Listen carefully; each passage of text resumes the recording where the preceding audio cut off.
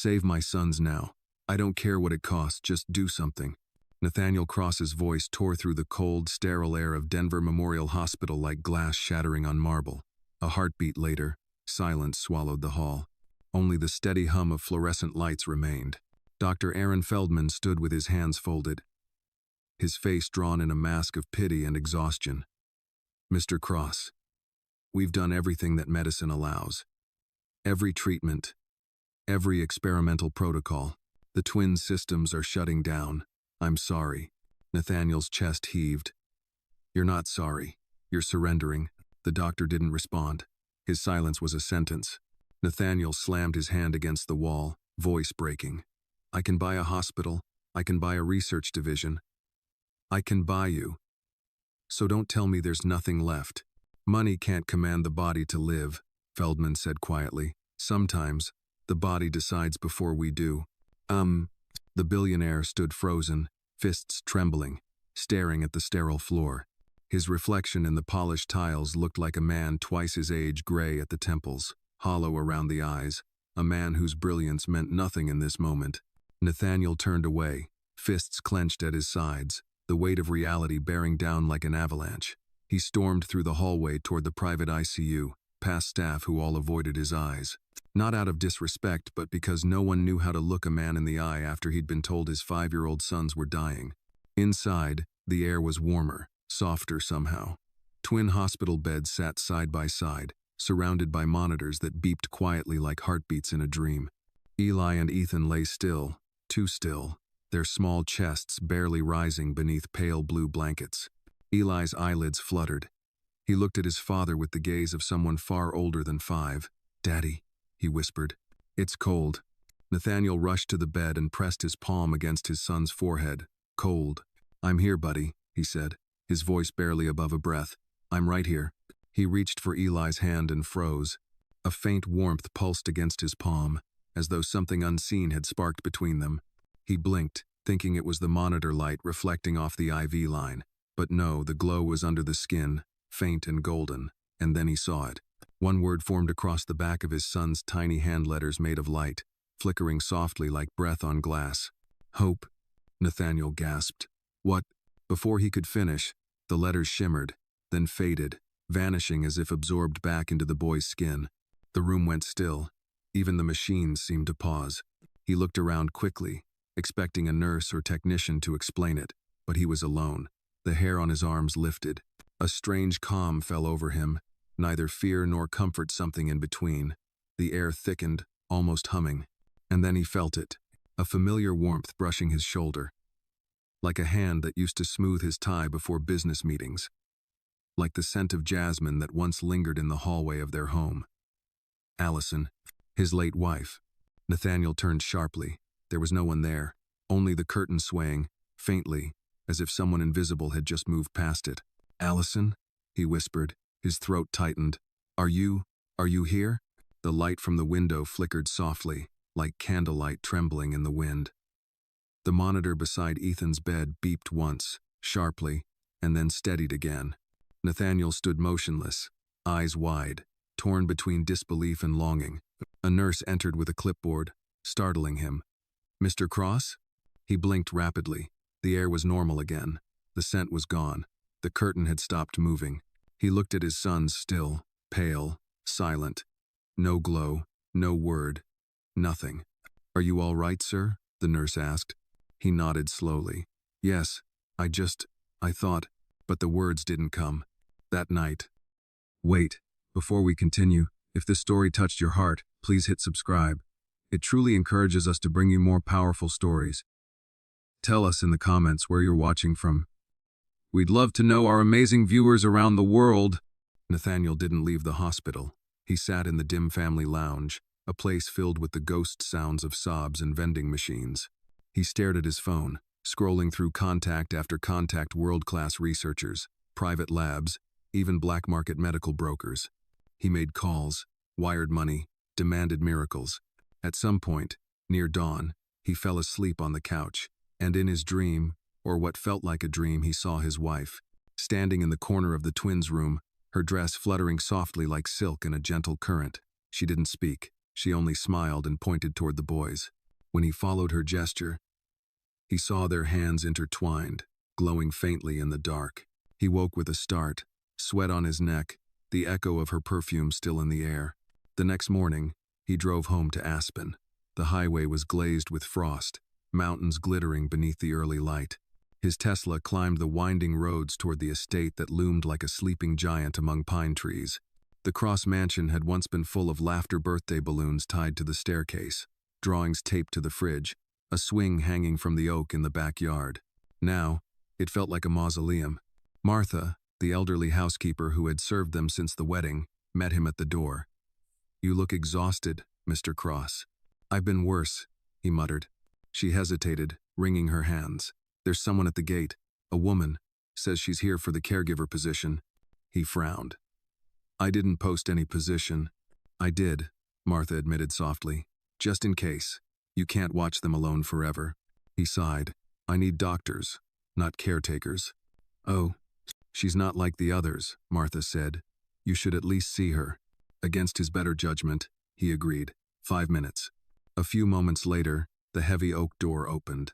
A young woman stepped inside, brushing snow from her coat. Her suitcase was old, her gloves thin, but her eyes calm, unwavering, seemed to hold their own light. "Maya Williams," she said, extending her hand. "I heard you're hiring someone to stay with the boys." Nathaniel looked her over once, expression blank. "You're not a nurse. You're not qualified. You can leave." "I'm not here to treat them," she said softly. "I'm here to stay beside them, if they still want to live." Her words hung in the cold air between them. He crossed his arms. "You think love replaces medicine?" "No," she replied calmly. "But sometimes, it's what keeps people alive long enough for medicine to work." He almost laughed bitterly. Then something inside him twisted. He thought of the word that had appeared on Eli's hand. Hope. He didn't understand it, and he didn't want to. 48 hours, he said finally, his voice low. "If there's no change, you're gone." Maya nodded once. "That's all I need."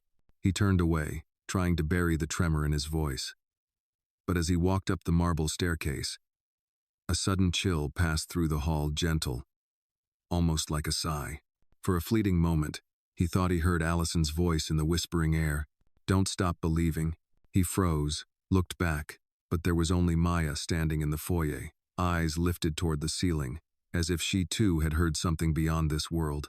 Maya stood alone in the grand marble foyer, the heavy door shutting behind her with a muted thud. The echo seemed to linger longer than it should have, like the house itself wasn't used to guests anymore. She looked up. The vaulted ceilings towered above, decorated with beams of dark oak and a massive chandelier that hadn't been dusted in weeks.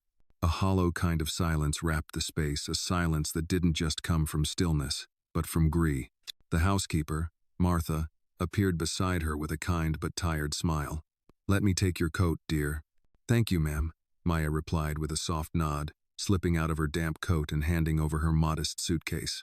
Her hands trembled slightly from the cold, or perhaps from what she sensed in this house, the residue of something broken that hadn't become. Martha glanced up the staircase where Nathaniel had disappeared. "Mr. Cross can be difficult. Don't take it personally. He used to be kind, before," her voice trail. "There M." Martha nodded solemnly. "Allison." She was light itself. When she passed, he just closed every door inside him. E. Maya's eyes softened. Sometimes, grief doesn't slam the door.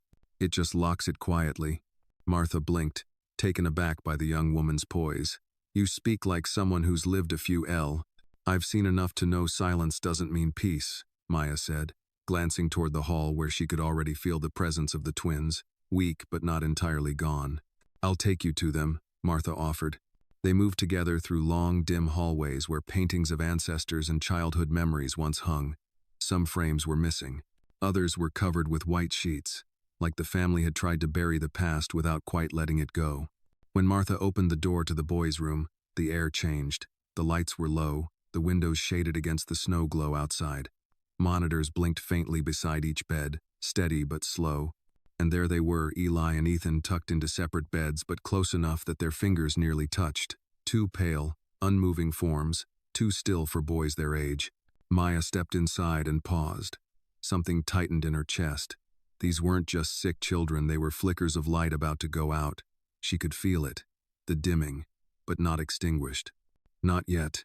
She moved quietly to Ethan first, brushing his damp hair from his forehead. "Hi, little one," she whispered. "I'm Maya. I'll be here with you for a while. No needles. No machines. Just me." No response. She turned to Eli. His eyelids twitched faintly. Maya took that as permission and sat down in the chair between them. "I know you're tired," she murmured. "I'm not here to wake you. I'm just here to stay." Martha watched from the doorway, her eyes misting. There was something about Maya, something unteachable. It wasn't medical knowledge. It was presence. A rare kind of quiet strength that made rooms feel safe again. Later that evening, as the house settled into its usual hush, Maya returned to the boys' room after dinner. She carried with her a small wooden box. Inside were items that didn't look like they belonged in a hospital: a tiny wind chime made of seashells, a jar of chamomile honey, a worn cloth rabbit missing one ear, and a thin paperback book. She placed the wind chime by the window and opened it just enough for the mountain breeze to sway it gently. The soft, tinkling sound filled the room like a lullaby from another world. Then she sat again between the beds, opened the book, and began to read. Her voice was low, melodic. Once, in a forest she read until the boy's breathing steadied, until her own heart slowed to match the rhythm of the room. Meanwhile, upstairs in his office, Nathaniel stood by the tall window, drink in hand, staring at the snow falling over his estate. He could hear something faint through the floorboards, a sound he hadn't heard in a long time. A story, being read aloud. He set his glass down. "What is she doing?" he muttered to himself. A camera feed on his tablet showed the boy's room in muted black and white. He zoomed in. There she was, sitting in the same spot, reading, her lips moving softly. Ethan shifted slightly in bed, and Eli's fingers twitched. Nothing drastic, nothing medically significant, but something human. He shook his head and walked away from the screen. Downstairs, Maya whispered the final line of the story. "And so, the foxes ran again, not to escape." If you're still here and enjoying the story, we'd love your support. Take a second to hit subscribe. It really means a lot. She closed the book. Eli stirred. "Mom," he murmured almost inaudibly. Maya didn't respond with words. She reached out, gently took his hand, and held it between both of hers. "I'm here," she whispered. "You're not alone. If this moment touched you, like this video and comment where you're watching from, you might just find someone near you watching too." Outside, the wind picked up, blowing the chime gently against the glass. Upstairs, Nathaniel froze. That sound, it was the same chime Allison had bought at a roadside shop in Santa Fe. He remembered her hanging it in the nursery when the boys were born. "No," he whispered. "It can't be." He stormed down the stairs and stopped in front of the boys' room, watching through the half-open door. Maya sat still, holding Eli's hand. She didn't look up. She didn't need to.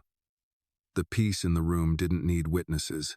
Nathaniel stared at her for a long time, something unreadable on his face. Then he turned away, walking back down the hall, back into his loneliness. Inside, Maya sat quietly in the dim, whispering as the boys slept.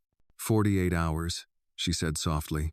"That's what he gave me. But little ones, all we need is one moment, just one spark, and we light the whole room." The following morning, the mountains of Aspen were cloaked in snow. Thick, slow-falling flakes drifted from the sky like pieces of silence.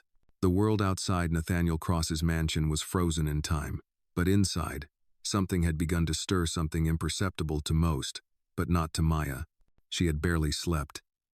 Instead, she spent most of the night by the twins' bedsides, humming softly, watching the rise and fall of their fragile chests, listening to the subtle shifts in their breathing. It wasn't improvement, not yet, but it wasn't decline either. It was pause, a hesitation in the downward spiral, and that, to Maya, was enough. At 6 a.m., she padded barefoot into the kitchen. Martha was already there, wrapped in a thick cardigan, sipping weak coffee from a chipped ceramic mug. "You're up early," Martha said, eyes tired but kind. "I never really went to sleep," Maya replied, glancing toward the window where the sky was still dusky blue. Martha nodded toward the kettle. "Water's hot. There's chamomile in the drawer." Maya smiled. "That's perfect." She moved with quiet efficiency, adding a bit of honey to the tea natural, not processed the way her grandmother had taught her. Her movements were measured, respectful of the stillness in the house. Everything in this place felt like it had been waiting, holding its breath for too long. "Did the boys rest?" Martha asked gently. "Better than the night before," Maya answered. Not much movement, but their muscles didn't seize, and Eli muttered something in his sleep. Might have been nonsense. Might have been Mom. Martha's fingers tightened around her mug. "They haven't said that word in months." "I know," Maya said quietly. Martha set her mug down. "You have a presence, dear. I've seen many people come and go. You don't push. You settle. This house hasn't known stillness in a long time." Maya didn't reply. She just gave a small nod and sipped her tea. Upstairs, Nathaniel Cross stood on the balcony of his master's suite, looking out over the snow-covered yard. A single red cardinal fluttered across the garden, a rare sight in winter. He watched it land on the frost-covered branch of a barren tree and remembered the exact day Allison planted that tree. "It'll bloom again," she'd said, placing her hand over his. He hadn't believed her then, just like he didn't believe Maya now. Still, something pulled him, a restless discomfort he couldn't explain. He left the window and walked down the hallway toward the east wing toward the nursery. He hadn't entered the boys' nursery since Allison's funeral. The door was always closed, sealed, untouched. But as he reached for the knob, he noticed it was slightly ajar. His brow furrowed. He pushed it open slowly. The room was untouched except for the faint scent of lavender. The crib still sat beneath the stenciled clouds on the ceiling, though the boys had long since outgrown it. Stuffed animals lined the shelf. Tiny shoes gathered dust on the dresser. Everything was preserved like a shrine. He stepped inside and felt the temperature shift, warmer, as if someone had just been there. The light through the curtains danced strangely, almost like it was rippling through water. He turned in place slowly. Something was different. And then he heard it, the soft tinkling of a chime, but not from the boys' room. From above, he looked up. Hanging from the ceiling fan, slightly crooked, was a small white wind chime made of porcelain stars. He didn't remember installing it. Allison had bought it when she was pregnant, said it was for good dreams. It had never chimed before.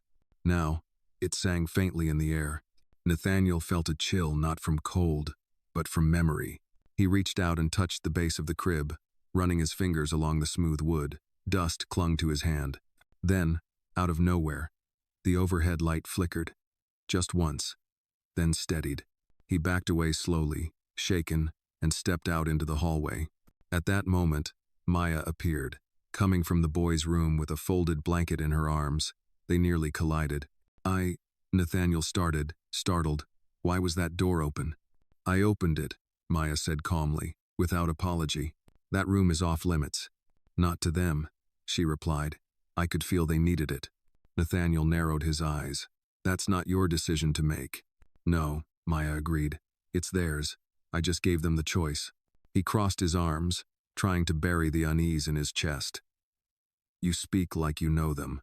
Maya looked directly into his eyes, voice quiet but unshaking. "I don't know them, but I listen to them. Even when they're silent." He swallowed hard. "You have 1 day left." She nodded. "That's enough."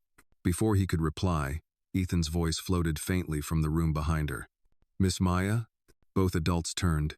"Yes, sweetheart," Maya called gently. "Can we have the chimes again tonight?" Nathaniel's breath caught. He hadn't heard Ethan speak in a month. Maya didn't even blink. "Of course." She turned back to Nathaniel, offering the blanket. "It's chilly in there," she said. "You should sit with them, even if you don't say a word." "Oh." He took the blanket without thinking. For a brief second, their hands touched. Warmth passed between them, unexplained, but real. She walked away. Nathaniel stood there a moment longer, the nursery door creaking gently behind him, and for the first time since Allison's death, he stepped inside not out of grief, but out of choice. The following day began with the faint scent of cinnamon drifting through the hallways. Martha had baked something banana bread, perhaps the kind she used to make when the boys were toddlers and the house still echoed with laughter. Nathaniel didn't remember the last time he'd noticed a smell like that in his home. He stood at the top of the staircase, watching the steam from the kitchen curl upward like ghosts of mornings past. Down the corridor, sunlight crept through the high windows, stretching thin beams of gold across the carpet. He followed them quietly, drawn by something he didn't understand. When he reached the boys' room, he paused at the threshold. The door was open. Inside, Maya sat cross-legged on the rug between the twin beds, holding a tiny paper bird in her hands. The boys were awake, weak, yes, but awake, and they were watching her with cautious curiosity. "This one," she said softly, her voice melodic, "is called a crane. It means hope. Where I grew up, people believed if you folded 1,000 of them, a wish might come true." Eli's voice, barely a whisper, broke the silence. 1,000 is a lot. "Yes," Maya smiled. "But we don't have to make them all at once. We start with one." She placed the delicate crane on his blanket. "See? One is enough to begin." Nathaniel leaned against the doorway, unseen for a moment, feeling the strangeness of watching someone else fill a room that had been empty for so long. There was no sound of machines, no sterile smell of disinfectant, only paper rustling and the faint giggle of a boy rediscovering curiosity. It unnerved him and moved him at the same time. Maya noticed him but didn't stop. She continued folding the next crane, her fingers steady, her voice gentle. "When you feel afraid, you can whisper your fear to the paper before I fold it. That way, it stays inside the crane and not in you." Eli frowned. "What if the crane gets scared?" "Then I'll take care of it," she said simply. Nathaniel cleared his throat, and all three turned to him. He felt suddenly awkward, like an intruder. "You should keep the windows closed," he muttered, his voice gruffer than he intended. "It's too cold in here." Maya looked at the sunlight dancing on the floorboards. Sometimes a little light helps them breathe easier. She didn't challenge him, but her calmness irritated him more than defiance would have. He turned to leave, but Ethan's voice stopped him. "Daddy?" Nathaniel froze. It was the first time Ethan had spoken to him directly in weeks. "Yes, buddy," he said, his throat tightening. "Can you help make one too?" The request caught him completely off guard. "I don't know how." "I can show you," Ethan whispered. Maya wordlessly handed him a square of white paper. He hesitated, then sat at the edge of the bed. His expensive watch clinked softly against the frame as he bent over the paper. His hands, used to signing contracts and flipping through data charts, now fumbled with something simple and human. Maya guided his fingers. "Fold it like this," she said, patient as a teacher. "Now, lift the corner. Yes, that's it." He looked up briefly, caught the flicker of pride in Ethan's small smile, and felt something move in him, something old, something that hurt and healed at the same time. When the crane took shape, crude and uneven, Ethan giggled. "It's funny looking." Nathaniel gave a weak laugh. "Yeah, maybe I'm out of practice." "You'll get better," Maya said quietly. "You just forgot how to make small things matter." For a moment, he wanted to protest, but the words hung in the air, true in a way that didn't need defense. That afternoon, Nathaniel buried himself in his office again, trying to drown the noise in spreadsheets and numbers, but the echo of laughter from the upstairs room bled through the vents. He couldn't stop hearing it. At first, it irritated him, proof that she had invaded his space, disrupted the stillness he'd built like armor. Yet, as the day wore on, he found himself listening more than resenting. When evening came, Martha brought him dinner, grilled salmon and roasted vegetables, a meal he barely touched. "The boys ate something today," she said with quiet satisfaction. "Soup, a little bread, first real food in a long while." Nathaniel looked up, startled. "They ate?" "They did," Martha said, folding her hands. "Maya said stories make food taste better. I don't know what kind of magic that is, but it's working." "May?" He didn't reply, but when Martha left, he sat for a long time staring at his untouched plate, wondering how a woman with no credentials could succeed where entire medical teams had failed. Later that night, unable to sleep, he wandered the halls. The snow outside had stopped, leaving the world bathed in silver moonlight. As he passed the boy's room, he heard Maya's voice again, low, soothing, carrying the rhythm of something timeless. "Sleep, little stars," she sang softly. "The sky still keeps your light." He hesitated at the door, hand on the frame, listening. Eli and Ethan were asleep, their faces calm, color faintly returning to their cheeks. Maya sat beside them, her head bowed, humming quietly. Her lips trembled with the melody, and though he couldn't hear the words clearly, he recognized the tune. His heart skipped. It was the lullaby Allison used to sing. He stepped back quickly, as though burned, but not before Maya's eyes flicked open. Their gazes met hers, gentle, his bewildered. "I used to know that song," he said finally, voice rough. "Where did you learn it?" She looked down at the sleeping boys. "My mother sang it to me. She said it was older than both of us." He wanted to ask more, but the words wouldn't come. Instead, he nodded stiffly and turned away. As he walked down the hall, he felt the faintest shift in the air, like the house itself had exhaled after holding its breath for too long. In his study, he poured himself a drink but didn't touch it. His thoughts wandered to the cranes, the laughter, the song that refused to leave his mind. He closed his eyes and saw Allison's face smiling. Alive. The day the twins were born. Her voice echoed faintly, not from memory, but from somewhere close. "Hope, Nathaniel. It begins small." He opened his eyes. The glass on the desk trembled slightly, the amber liquid inside rippling once, twice, before settling. A breeze passed through the closed window, gentle as a sigh. He set the glass aside and, for the first time in years, whispered into the empty room, "I'm trying." Snow fell again overnight, soft and slow, muffling the world outside the Cross estate into near silence. Aspen's winter blanketed everything from the rooftops to the trees to the stone benches in the courtyard, giving the landscape the look of something paused mid-breath. Inside the mansion, however, the silence had changed. It no longer felt like the kind that suffocates, but the kind that listens. Maya was up before dawn. She sat in the boys' room, wrapped in a thick knit shawl Martha had given her, staring out the frost-laced window. Eli and Ethan were asleep, curled beneath woolen blankets, their bodies still thin but less fragile. Their breathing, once irregular and strained, now flowed in slow, steady rhythm. It was the first time she had dared to believe they might actually come back from the edge. On the floor beside her sat a neat pile of folded paper, 22 cranes, carefully crafted the night before. She smiled faintly. Only 978 more to go. A quiet knock pulled her from her thoughts. Martha peeked in, holding a silver tray with 2 mugs. "I made cocoa. Real cream. Don't tell Dr. Feldman." Maya chuckled softly. "They'll love it." "They earned it," Martha said, placing the tray on the bedside table. She glanced at the boys. "They look peaceful." "Lee." "They slept through the night," Maya replied. "First time since I got here." Martha's eyes misted. "You're doing something right." "I'm just giving them what they were missing," Maya said. "Not medicine, not logic, just warmth." Martha squeezed her hand gently. "I hope he sees it too." But Nathaniel hadn't yet said a word about what he saw, what he felt.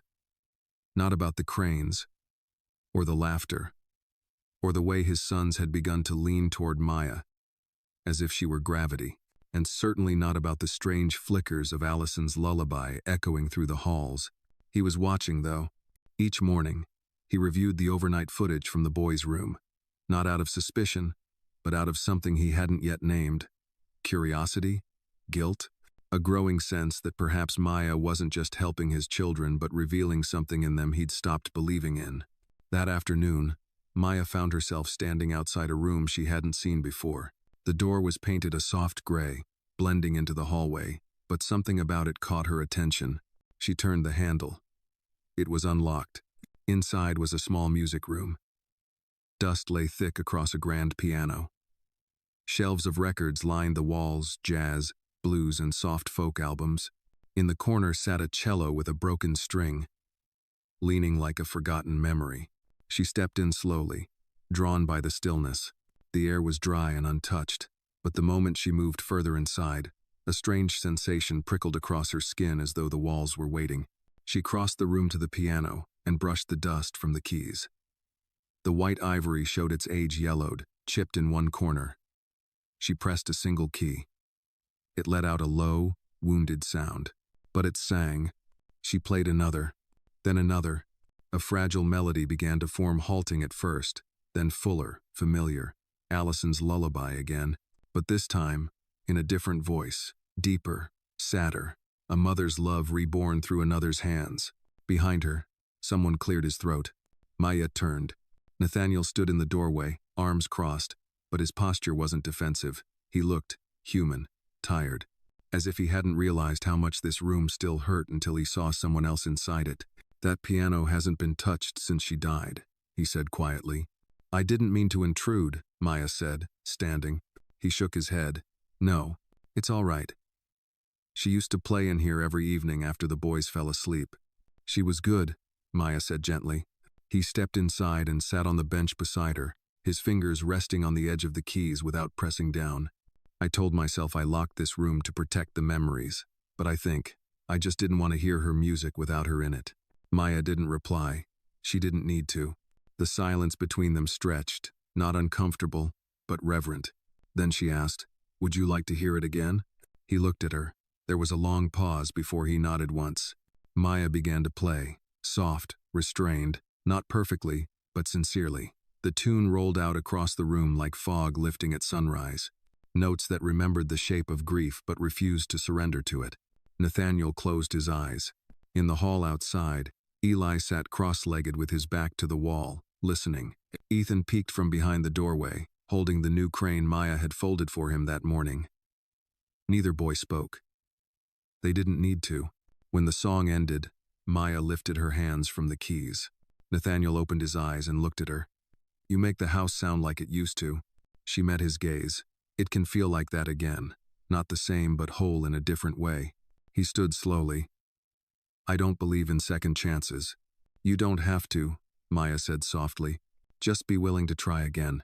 He didn't respond, but his silence felt different now, less like retreat, more like reflection. That evening, Nathaniel sat with the boys for 20 full minutes. He didn't talk much, just listened as Maya read from the same fairy tale she'd started the night before. When Ethan began to fall asleep, he reached for Nathaniel's hand. Without hesitation, Nathaniel gave it. As the boy drifted off, a quiet word formed on his lips. "Daddy." "Oh." And in that room, beneath the glow of a small nightlight and the paper cranes swaying faintly from string, something invisible moved between them, something light, soft, and impossibly strong. Not healing, not yet, but hope again. Morning broke without sound. Outside the mansion, the snow was thick and unbroken, untouched by footsteps or tire marks. It blanketed the ground like a fresh start. White, silent, hiding the scars beneath. Inside, the air was warmer than it had been in weeks, not because the thermostat had changed, but because something else had. The boys were sleeping longer, speaking more. Yesterday, Maya had coaxed Ethan into standing beside his bed for the first time in nearly a month. He had taken 3 steps before collapsing into her arms, giggling. It wasn't a miracle, but it was close. Nathaniel watched it all in quiet disbelief. He had tried everything. The best pediatricians, the most advanced treatments, specialists from across the globe. Nothing moved the needle. But Maya, this calm, unassuming woman with her quiet voice and patient hands, had drawn the boys back from the edge, using lullabies, origami, and warmth. He didn't understand it. He didn't like not understanding. And yet, he couldn't look away. He watched her now from the study window as she stepped into the backyard with the boys bundled in coats and boots. Martha followed behind, carrying thermoses of hot cocoa and scarves. The twins moved carefully, supported by Maya's hands on their shoulders, their little legs wobbly from weeks in bed. But they were laughing actual, honest laughter that bounced off the stone walls and climbed into the sky like song. Nathaniel felt the weight of it hit his chest like a forgotten tune. He set down his coffee and walked away from the window. Outside, Maya helped the boys sit on a dry bench beneath the old oak tree. The branches were bare, but Maya tied a red ribbon around one of the limbs. "What's that for?" Eli asked. "It's something we used to do back home," Maya replied, tightening the knot. "A red ribbon means someone is still fighting." It tells the wind not to take you yet. Ethan stared at it. Can we make one too? Maya smiled. You just did. Inside, Nathaniel paced the hallway, then headed toward the front door, hesitating for only a moment before stepping outside. The cold bit at his skin. He hadn't walked the grounds since before Allison's funeral. His dress shoes crunched across the frozen path. When he turned the corner, he saw them. The twins looked up first, their faces lit up in surprise. "Daddy," Ethan called. Nathaniel stopped, startled by the sudden joy in his son's voice. "Hey, champ," he replied awkwardly. "Didn't mean to interrupt." Maya stood, brushing snow off her gloves. "You're not." He walked closer. The air smelled of pine and cocoa. "You brought them outside?" he asked, eyeing the boy's pale cheeks. "Is that safe?" "It's healing," Maya said gently. "They need the Sunday, the wind, the feel of something that's not synthetic." Nathaniel raised an eyebrow. "You sound like a philosophy professor." She tilted her head. "You'd be surprised how close healing and faith can sound." He glanced down at the twins, who were poking sticks into the snow like explorers. They really are different. In just days. Maya didn't answer. He looked at her, voice quieter now. "How are you doing this?" "I'm not fixing them," she said. "I'm reminding them what it feels like to want to stay." The words struck deeper than he expected. Nathaniel turned away, pretending to watch the snow falling from the trees. Then Maya added, "But they're not the only ones who forgot." He turned sharply. "Excuse me? You forgot too," she said, not unkindly. "What it means to stay, really stay." Then, he opened his mouth to respond, but the sound of a car engine cut through the quiet. All eyes turned toward the long, winding drive. A black SUV was pulling in. Nathaniel's jaw tightened. "I didn't schedule any visitors." The vehicle came to a halt. A tall man in a gray wool coat stepped out, followed by a woman with a clipboard. The man's face was sharp, clean-shaven, his hair perfectly styled. He looked like someone who closed deals over cocktails and didn't wait for second chances. "Mr. Cross?" the man called, striding toward him. "I'm Dr. Leland Grant, NIH Pediatric Review Board." Nathaniel's brow furrowed. "I didn't request an evaluation." "No," Grant replied smoothly. "But your former chief of medicine did.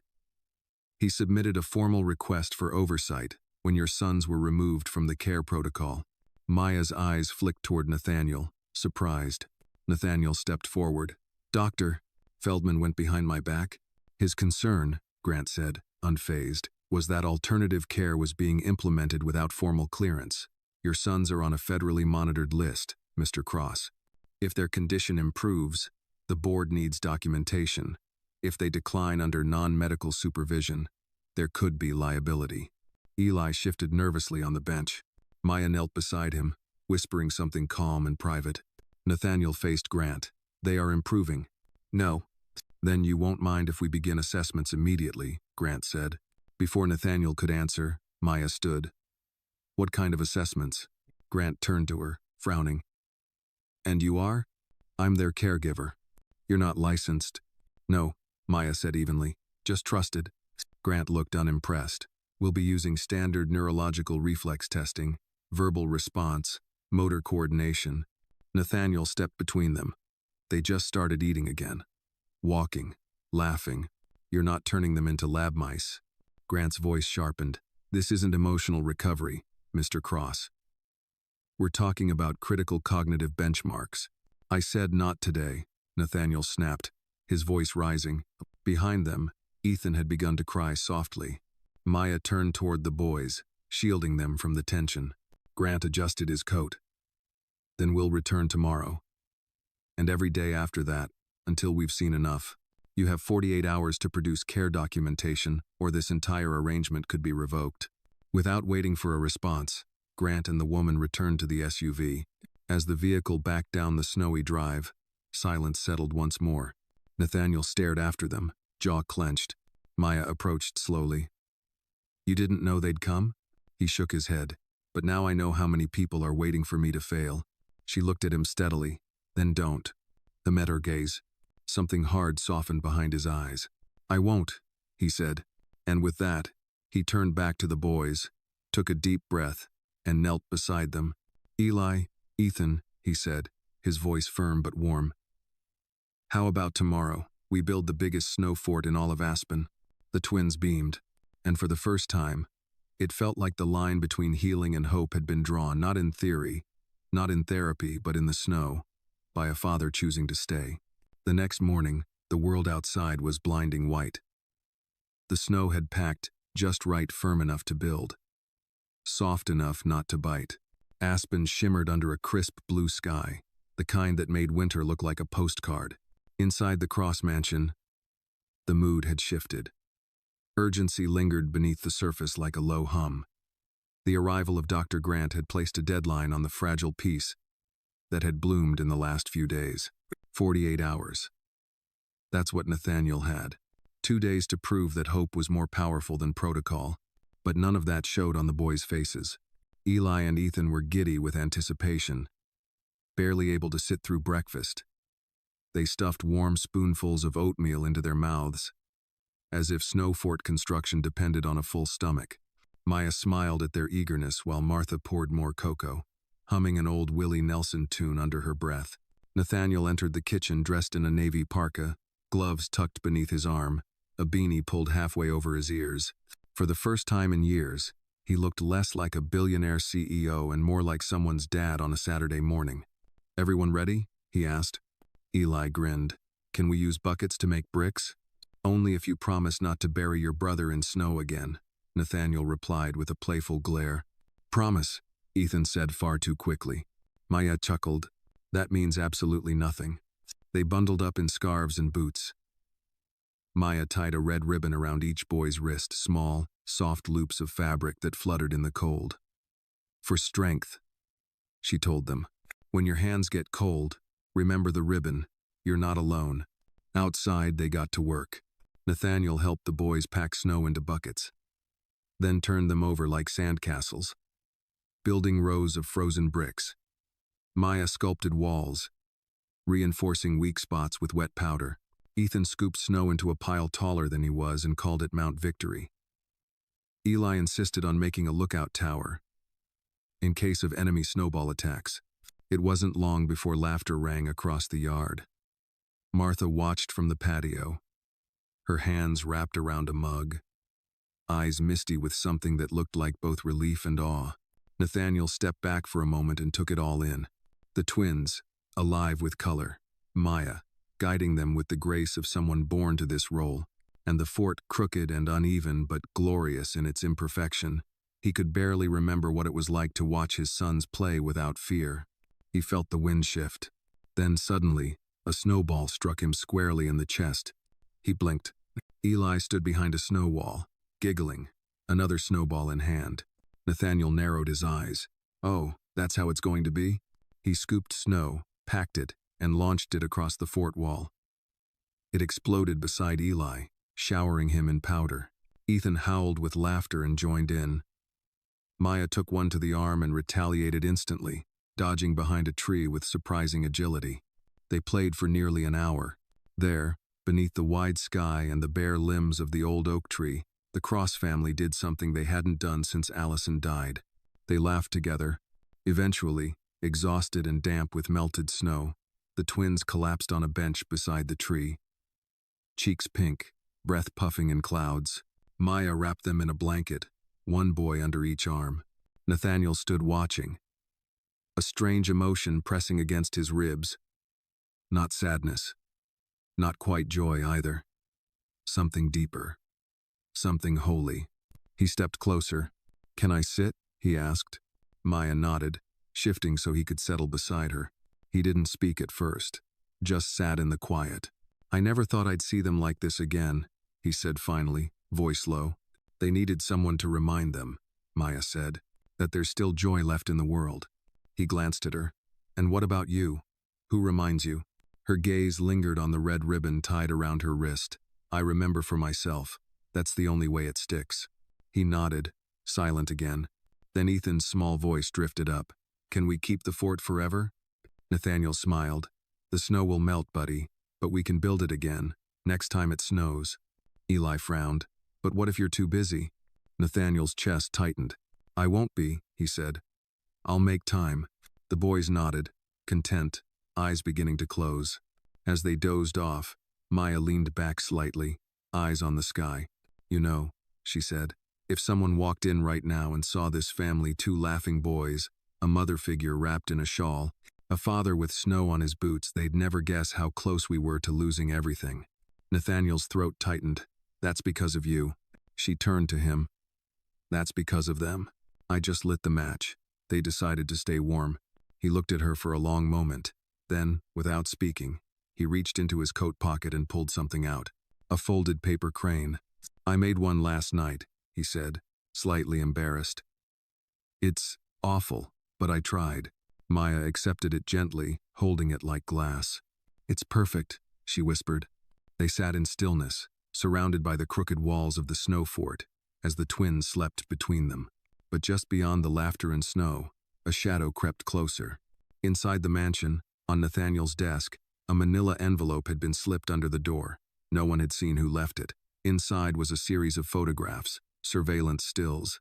A blurry shot of Maya walking into a diner in Denver 2 years ago. Another of her arguing with a woman outside a daycare. A third, grainy but unmistakable, Maya, standing beside a man with a sealed criminal file. Attached was a note. This is who's raising your sons. By the time the snow fort began to slump under the afternoon sun, the warmth in the mansion had already started to shift again, though no one inside quite understood why. The twins were napping under thick quilts in their room, cheeks still pink from laughter. Maya was in the laundry room downstairs, humming softly as she folded the boys' tiny coats and scarves, her fingers lingering on a button that needed restitching. Martha brewed coffee in the kitchen, the familiar crackle of the percolator grounding her in memory. And Nathaniel? Nathaniel stood in his study, holding the manila envelope like it might burn through his hand. He hadn't noticed it at first. It had been slipped under the door sometime during the morning while they were outside. No address, no return name. Just his name printed in block letters. At first glance, the photographs looked benign, grainy, poor quality, but the more he stared, the more the edges cut. Maya. A younger version of her, but unmistakably her. One photo showed her in the parking lot of a dusty Denver diner, shoulders tense, face unreadable. Another captured her mid-argument with a woman outside what looked like a small daycare. The woman's face was blurred, but Maya's was frozen in motion, jaw clenched, eyes furious. And then there was the third photo, Maya standing beside a tall man in a leather jacket, his face half hidden by a beanie and shadows. His name wasn't written, but a separate page listed criminal charges tied to a case number: assault, burglary, endangering a minor. Nathaniel stared at the name beside the mugshot. Andre Devereaux. Below it, a scrawled message. You trusted her with your sons? You don't even know who she is. He sank into the leather chair behind his desk, elbows on his knees, the photos spread out like playing cards on the rug in front of him. For the first time in days, he felt something old and familiar. Doubt. He wanted to ignore it. Wanted to believe what he'd seen these past days mattered more than whatever this was. But the photographs lingered, and the name Andre Devereaux kept echoing in his mind. He picked up his phone and opened the security feed. He rewound to 6:03 a.m. No activity. Then 6:40. A slight flicker. A blur at the door. Someone had slipped the envelope through and vanished in seconds. It was deliberate, calculated. This wasn't a tabloid. This was a threat. And the worst part? It was working. He stood and paced the length of the room, fingers twitching, mind racing. His instincts screamed at him. One part of him, the CEO, the father, the man who'd lost too much, wanted answers now. The other part, the part that had watched Maya save his sons, who'd folded cranes and played in the snow fort, wanted to believe in her. But belief had never come easy for Nathaniel Cross. He marched toward the hallway, footsteps echoing off the marble, his pulse thudding like war drums. Maya was in the sitting room now, helping the twins arrange their cranes on a string to hang near the window. Ethan was counting under his breath. Nina. 10, 11. Maya's voice was soft, almost halfway to 20. Nathaniel stopped at the doorway. She looked up. Their eyes met. There was something unreadable in his expression, not anger. Not yet. But something colder. Distant. I need a word, he said, His voice clipped. Maya blinked, stood. Of course. He gestured toward the hallway. She followed, wiping her hands on her sweater. They walked in silence to the study. When the door clicked shut behind them, Nathaniel turned to face her. He didn't waste time. Who is Andre Devereaux? Maya's breath caught. She didn't answer right away. Nathaniel threw the photo onto the desk. That's you. That's him. You were with him. And he's got a record longer than my security contract. What the hell were you doing with someone like that? Maya stepped forward slowly. That's none of your son's business. It became their business the moment you stepped into their lives. Her jaw clenched. You don't know what you're accusing me of? I'm not accusing, he snapped. I'm asking. Because someone is watching you. And now I have strangers on my property,